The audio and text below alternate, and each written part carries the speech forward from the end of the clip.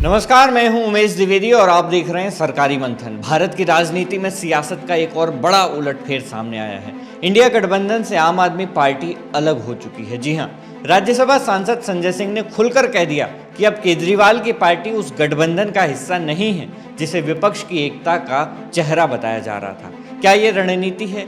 क्या ये हार की हताशा है, या फिर विपक्ष अब सचमुच बिखर चुका है? भाजपा को हराने के चक्कर में विपक्षी पार्टियां आखिर क्यों आपस में ही भिड़ने में लगी हैं? आइए आपको शुरुआत से बताते हैं कि क्या हुआ और अब आगे क्या हो सकता है। इंडिया गठबंधन यानी वो विपक्षी एकता जिसका सपना 2024 के लोकसभा चुनाव से पहले विपक्षी दलों ने मिलकर देखा था, लेकिन अब उस एकता में एक और बड़ी दरार आ गई है। आम आदमी पार्टी के सांसद संजय सिंह ने साफ शब्दों में कह दिया कि आप अब इंडिया गठबंधन का हिस्सा नहीं हैं। ये बच्चों का कोई खेल नहीं है। 19 जुलाई को संसद का मॉनसून सत्र शुरू होने से पहले इंडिया गठबंधन की एक अहम बैठक बुलाई गई थी, लेकिन आम आदमी पार्टी ने इस बैठक से दूरी बना ली। असल में ये दूरी अचानक नहीं आई, इसके पीछे महीनों की खींचतान और असहमति छिपी है।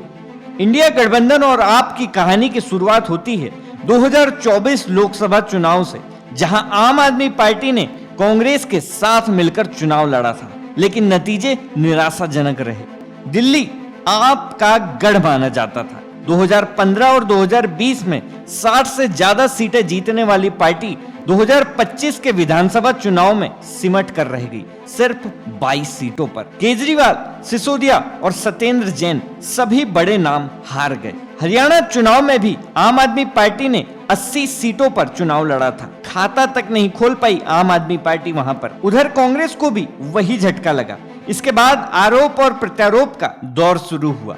आपने कांग्रेस को जिम्मेदार ठहराया और कांग्रेस ने कहा, हम अपनी पार्टी हैं, हमें गठबंधन की जरूरत नहीं। आइए आपको संजय सिंह का बयान सुनाते हैं। पार्टी का जहां तक प्रश्न है, हमने स्पष्ट किया अपनी स्थिति कि इंडिया गठबंधन जो था वो लोकसभा चुनाव के लिए था। उसके बाद हरियाणा हम अकेले लड़े, दिल्ली हम अकेले लड़े, बिहार का चुनाव अकेले लड़ने जा रहे हैं और 2 बाई इलेक्शन हुआ, एक गुजरात में और एक पंजाब में। दोनों बाई इलेक्शन हम अलग अलग लड़े।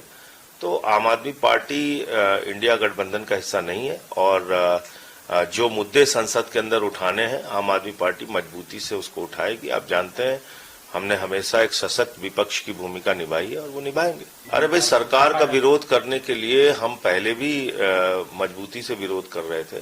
तो सरकार का विरोध करने का काम जो है, अलग अलग मुद्दों पे जो उनकी कमियां हैं उसको हम लोग करेंगे मजबूती से। इंडिया गठबंधन जो अपना करना चाहता है, अपनी बैठक करके जो निर्णय लेना चाहता है वो ले। भाई, इंडिया गठबंधन ऐसे बच्चों का खेल थोड़ी। उन्होंने बताओ, आप लोकसभा चुनाव के बाद कोई मीटिंग किया? कोई उस इंडिया गठबंधन को आगे बढ़ाने या बनाने की कोई पहल की?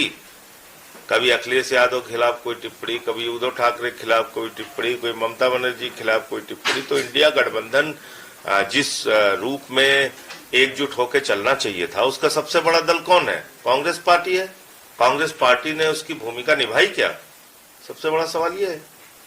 तो आपको लगता है कि कांग्रेस लीड करने की स्थिति में नहीं है या फिर वो तो स्पष्ट है, दिखाई पड़ रहा है। और जहां तक आम आदमी पार्टी का प्रश्न है, हम अपनी स्थिति। आम आदमी पार्टी का इंडिया गठबंधन से अलग होना विपक्षी एकता के लिए एक बड़ा झटका हो सकता है। आंकड़ों की अगर बात करें तो 2024 के लोकसभा चुनाव में इंडिया गठबंधन ने बीजेपी को पूर्ण बहुमत से रोका था, लेकिन दिल्ली विधानसभा चुनाव में आम आदमी पार्टी की हार और हरियाणा में दोनों दलों की असफलता ने उनके बीच तनाव को बढ़ा दिया। दिल्ली में आम आदमी पार्टी को सिर्फ 22 सीटें मिली, जबकि बीजेपी ने 48 सीटें जीती हैं।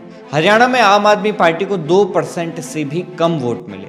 हालांकि आम आदमी पार्टी ने हाल ही में पंजाब और गुजरात के उपचुनावों में जीत हासिल कर दिखाया कि वो अकेले भी लड़ सकती है। पंजाब में लुधियाना वेस्ट सीट पर आप ने कांग्रेस को हराया और गुजरात के विसावदर में बीजेपी को मात दी। ये जीत आम आदमी पार्टी के लिए बड़ा संदेश है कि वो कांग्रेस के बिना भी अपनी सियासी जमीन को मजबूत कर सकती है।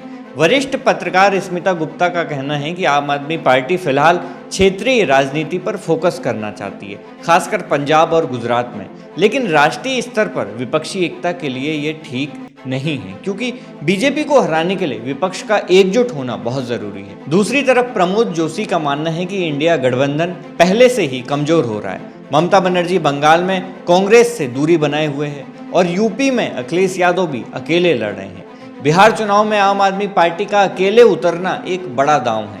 बिहार में मुख्य मुकाबला आरजेडी, कांग्रेस के महागठबंधन और बीजेपी जेडीयू के एनडीए के बीच है।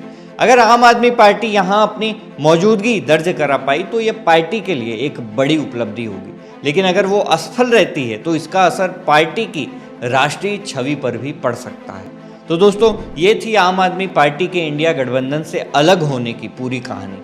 बिहार चुनाव में आप का अकेले उतरना और कांग्रेस पर संजय सिंह का हमला सियासत में नए समीकरण बना सकता है, लेकिन सवाल यह है कि क्या आम आदमी पार्टी की ये रणनीति कामयाब होगी या फिर विपक्षी एकता की कमी बीजेपी को और मजबूत करेगी। अपनी राय हमें कमेंट में ज़रूर बताएं और ऐसी ही ताज़ा खबरों के लिए सरकारी मंथन को सब्सक्राइब करना ना भूलें। मिलते हैं आपसे अगली खबर में। नमस्कार।